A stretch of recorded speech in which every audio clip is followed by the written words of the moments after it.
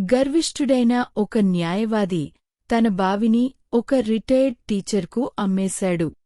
అమ్మిన 2 రోజుల తర్వాత ఆ న్యాయవాది టీచర్ దగ్గరికి వచ్చి, సార్, నేను మీకు బావిని అమ్మేశాను కాని దానిలోని నీటిని అమ్మలేదు.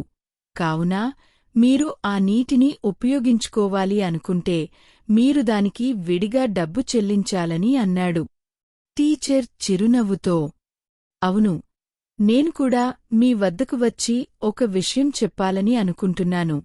నా బావి నుండి నీళ్లను తీసివేయమని లేనేడల రేపటి నుండి నా బావిలో నీ నీళ్లను నిల్వ చేసుకోవడానికి మీరు డబ్బులు చెల్లించాలి అని అన్నాడు. ఇది విన్న న్యాయవాది భయపడి, నేను ఏదో అలా తమాషా చేశాను టీచర్గారు అన్నాడు. గురువు నవ్వుతూ, నేను కూడా నీలాంటి చాలామంది పిల్లలకు విద్యను నేర్పించి వారిని న్యాయవాదులుగా తయారు చేశాను అన్నాడు. గురువు అంటే గురువే.